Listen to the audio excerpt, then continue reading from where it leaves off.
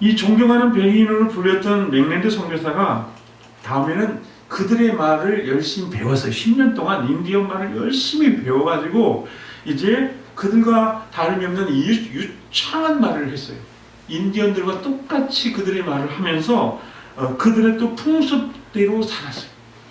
그러니까 자기들과 똑같이 말하고 자기들이 좋아하는 음식도 먹고 뭐 자기들처럼 막 그렇게 행동을 하는 거예요. 그러니까 그 다음에 이름이 또 한 번 바뀌었어요. 뭐라고 바뀌었을까요?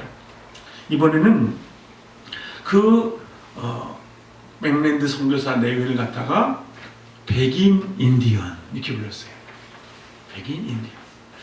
자, 어느 날 그런데 부상을 당한 인디언 소년을 만났어요. 이 선교사 부부가. 그래서 그 소년의 발을 씻어주고 극진하게 그 소년을 치료해주기 시작한 거예요.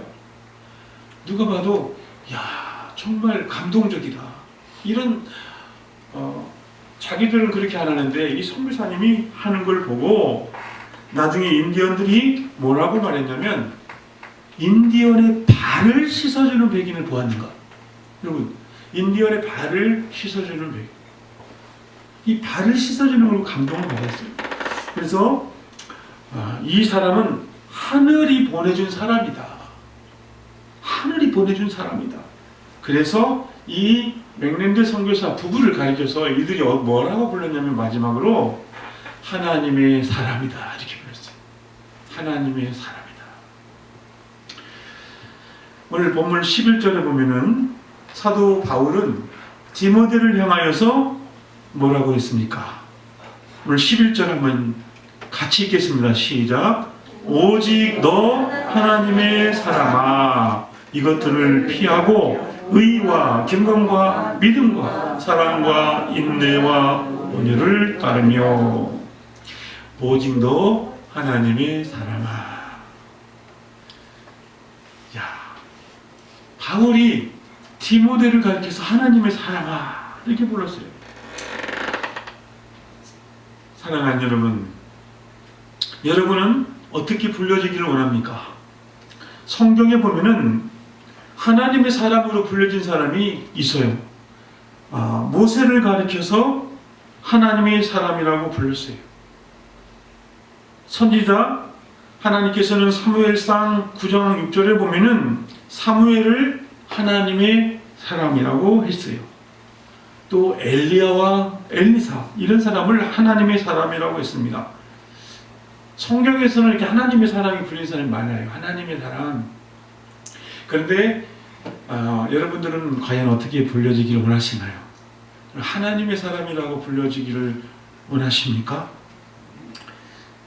세상에서 나를 볼 때 저 사람은 예수 믿는 사람? 하나님의 사람? 내가 이렇게 불려지는 그 모습이 어디에서부터 나타날까요? 오늘 본문에 보니까 사도 바울은 네가 하나님의 사람이면 그 증거가 어디에서 나타나냐면 이것들을 피하라 그랬어요. 뭘 피해야 될까요? 이것은 오늘 11절 이전에 있는 말씀들이에요. 1절에서 11절까지의 말씀을 보면은 여러분 10절에 보니까 돈을 사랑하지 마라. 돈을 사랑하면 일만 악의 뿌리가 되나니 그랬어요. 돈이 좋은가요? 나쁜가요? 여러분 돈이 많은 건 좋은 거예요? 그렇죠? 돈이 많은 건 좋은 거죠. 예, 좋은 거예요. 그런데 돈을 사랑하면 문제가 생긴대요. 우리는 하나님께서 필요한 걸 다 채워주시게 되어 있어요. 왜 그런가 하면 우리가 이 세상에 태어날 때 어떻게 태어났습니까? 알몸으로 태어났어요. 자, 아무것도 없이 태어났어요. 잘 들어보세요. 이 세상에 태어날 때 여러분 손에 금반지 끼고 태어난 사람 있어요? 이 사람 태어날 때 날 때부터 막 온몸에 막 보석을 칠하고 태어난 사람 없어요. 그렇죠? 누구든지 이 세상에 태어날 때는 완전히 빈손, 알몸으로 태어나요. 자, 그러면 이 세상을 떠날 때는 어때요? 뭐 하나 가져간 사람이 있던가요? 손에 쥐고 가는 사람이 있던가요? 아무리 재벌이라 할지 다 놓고 가게 되어 있어요. 하나님은 이 세상에 우리를 보내실 때, 자, 우리를 빈몸으로 보내셨고, 부르실 때도 빈몸으로 부르셔요. 그런데 중요한 것은 이 세상에 살아가는 동안에 우리는 너무나 많은 걸 하나님 주셔요. 여러분, 하나님께서 우리에게 먹을 음식도 주시고, 그죠? 태어나 보니까 있어, 먹을 게. 엄마 젖도 있고, 그렇죠? 태어나 보니까 하나님께서 필요한 모든 옷도 입혀주시고, 살 집도 주시고, 또 하나님이 나를 도와주실 만한 사람도 준비해 두셔도 만나게 하시고, 이 세상에서 내가 살아가는 동안 필요한 하나님이 주셨어요. 그런데 욕심을 낼 필요가 있을까요? 하나님 다 주셔요. 이 욕심을 내면 뭐냐면 필요 이상의 것을 가지려고 하는 거예요. 내가 필요하지 않은데 막 욕심을 부려가지고 가지면 어떻게 되냐면 그것이 나중에 다 썩어요. 그거 아세요? 여러분, 냉장고에 막 아깝다고 막 넣는 거 썩는 거 있어요. 그렇죠? 하나님께서는 필요한 걸 다 주십니다. 내가 굳이 욕심을 낼 필요가 없어요. 돈을 욕심을 낸다는 건 뭐냐면 내가 하나님 필요한 걸 채워주시고 그걸 자족하는 마음을 가져야 되는데, 그게 아니라 필요 이상으로 뭔가 자꾸 가지려고 하면 어떤 일이 생기는가? 거기서 더 악이 발생합니다. 그러니까 거짓으로 남의 것을 가지려고 취하려고 하고, 사기꾼들을 보면은 거짓말로 남의 것을 빼앗아요. 뿐만 아닙니다. 우리는 욕심을 부리는 순간 그것이 오늘 본문에서 보니까 악의 뿌리가 된다. 욕심이 잉태한 지 죄를 낳는다고 했어요. 여러분, 돈은 하나님께서 필요한 것을 주실 걸 믿으시기 바랍니다. 여러분, 앞으로 살아가는 동안 하나님 다 채워주세요. 왜 그러냐면 하늘에 나는 참새도 하나님 다 먹이시고 들의 백합화도 입히신다고 그랬어요. 그런데 너희일까 보냐 그랬어요. 그러니까 이걸 믿으세요. 하나님이 내 모든 필요를 채워주신다. 이 땅에 살아가는 나를 필요를 채워주신다는 걸 믿으시기 바랍니다.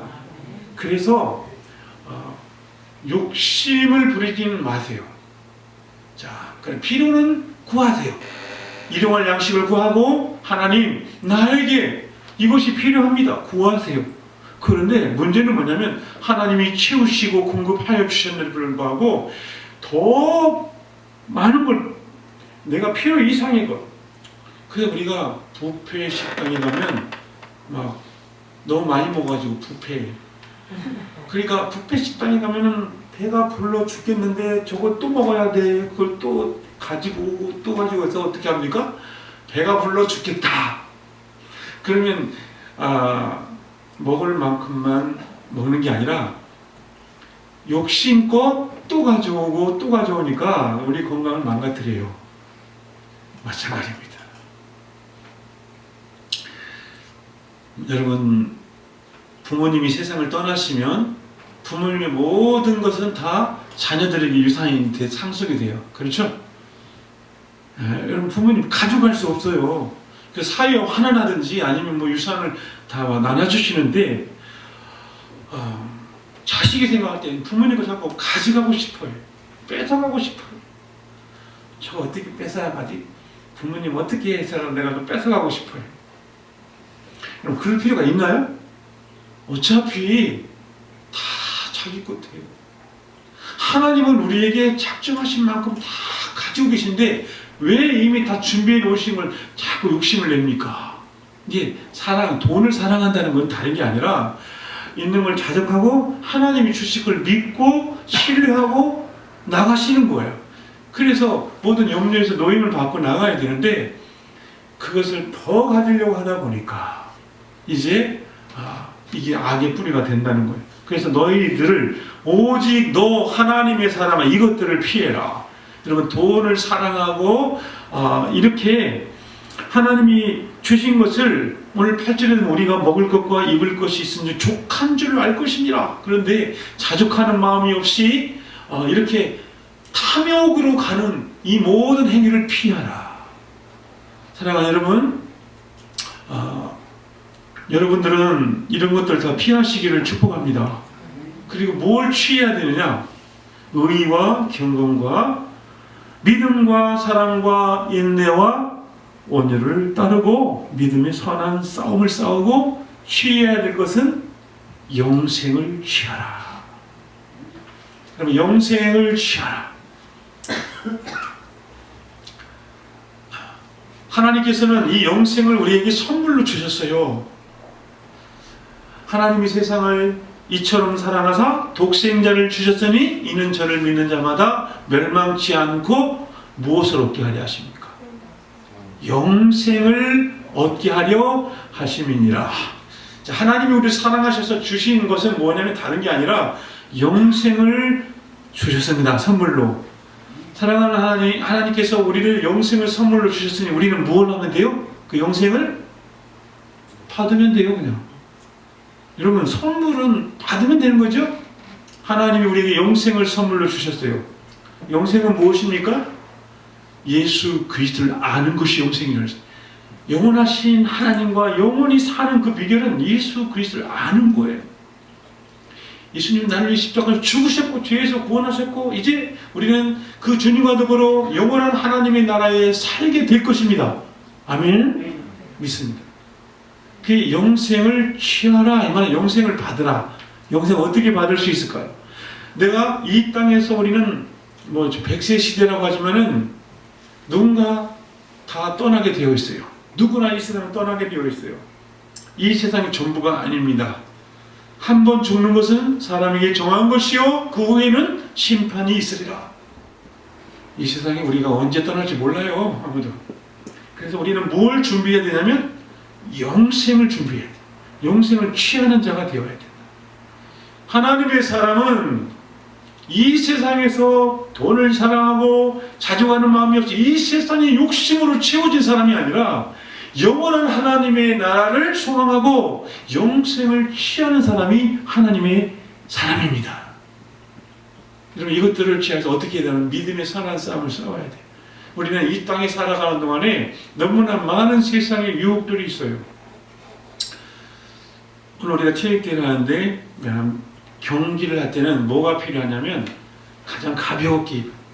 여러분, 가장 가볍게 입어야 돼요. 그리고 목표를 정확하게 정하고 모든 것을 거치장성을 다 벗어버리고 목표를 정확하게 정하고 여러분 앞만 보고 달려가는 사람이 경기에서 승리하게 되어 있어요. 믿음의 선한 싸움을 싸우기 위해서는 우리는 전신 갑주를 입어야 되지만은 경쟁에서는 뭘 해야 되느냐? 거치장선 죄를 다 벗어버리고. 여러분, 죄가 많으면 나아갈 수가 없어요. 여러분, 하나님을 알 수도 없어요. 내가 하나님이 기뻐하시지 않는 말이나 생각이나 모든 행동은 여러분 이것을 빨리 회개하고 벗어버리세요. 죄는 미워해야 돼요. 죄는 멀리해야 돼요. 죄는 모양이라도 흉내를 내서는 안 돼요. 이것들이 있으면 믿음의 경주를 하기 어려워요. 믿음의 싸움을 싸울 때 나를 발목을 잡는 게 뭐냐면 죄예요. 죄책감. 그래서 싸우지 못하게 만들어요. 그래서 즉시로 내가 하나님 앞에 죄책감이 생겼을 때는 회개하시기 바랍니다. 회개하세요. 그냥 하나님 앞에 하나님 저의 죄를 용서해 주십시오. 예수님께서 내 죄 때문에 십자가에 죽으신 걸 믿습니다. 예수님을 누구든지 회개하는 자를 기뻐하세요. 그리고 용서해 주세요. 그리고 하나님 나를 의롭다고 여겨주시고 기쁘게 여겨주십니다. 오늘 우리가 하나님의 사람으로서 피해야 될 것들, 피해야 될 이 세상에 대한 욕심입니다. 돈을 사랑하는 마음입니다. 자족하지 못하는 마음입니다. 결국 이 땅의 것들이 향한 마음을 피하고 위를 향하여 영생을 취하는 자들이 하나님의 사람이에요. 그래서 저 사람은 뭔가 달라, 영적으로 달라. 저 사람은 이 세상에 연연하는 사람이 아니구나. 저 사람은 정말 믿음을 가지고 영원한 하나님의 나라를 소망하는 사람이구나. 저 사람이 정말 보니까 예수님을 닮은 사람이구나. 그렇게 살아갈 때 예수님의 인격을 닮아갈 수 있지, 우리가 이 세상에 욕심으로 가득 차 있다면 우리들은 그렇게 여전히 이 세상 사람과 똑같이 살아가는 거예요.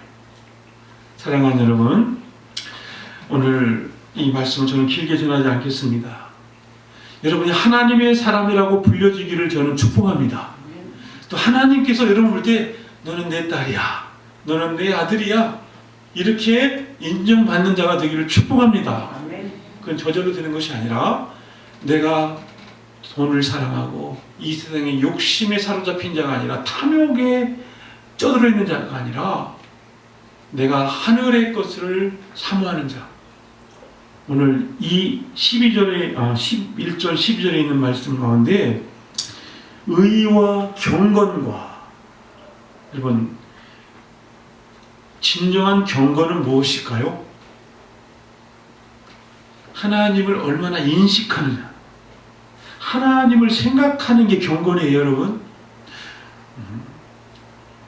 어떤 사람은 앉으나 서나 게임 생각, 앉으나 서나 사랑하는 애인 생각, 여러분 앉으나 서나 내가 좋아하는 그것만 생각하는 사람이 있는가 하면, 어떤 사람은 앉으나 서나 하나님을 생각하려고 애쓰는 사람이 있어요. 진정한 경건은 내가 늘 하나님을 인식하고 사는 거예요. 혼자 있을 때에도, 내가 많은 사람 무리 속에 있을 때에도 지금 하나님이 내 안에 계시고 내 안에 주님이 주인 되심을 인식하고 사는 사람이 경건한 사람입니다. 의와 경건과 믿음과 사랑과 인내와 온유, 이게 잘 보면 여기에 성령의 열매들이 여기 나타나요. 예수를 믿는 순간 성령께서 우리 안에 오셔서 우리로 하여금 예수님을 닮아가게 하고 예수님을 믿게 도와주시는데, 그 증거가 뭐냐면 이 사람 예수 믿더니 달라져요. 그 사람에게 전에는 없던 사랑이 많아져요. 사랑이 많아져요. 저 사람 옛날 저런 사람이 아닌데, 자기밖에 모르는 사람이었는데 남을 위하여 선행을 하고 뭔가 자꾸 도와줘요. 여러분 시험 기간이 되면은 친구들이 문제 풀어달라고 이렇게 도와달라고 하면 도와줍니까? 나도 힘들어, 너 알아서 해. 근데 어떤 친구는 보면은 막 수학도 풀어주고 문제도 알려주고 막 이런 친구가 있어요.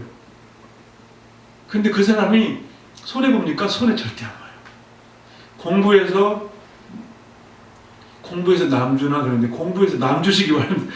우리 학생 공부에서 자꾸 남을 도와주세요. 그러면 하나님이 그렇게 자꾸 흘려보내면 그 사람을 더 축복하세요. 그 사람은 더 잘 돼요.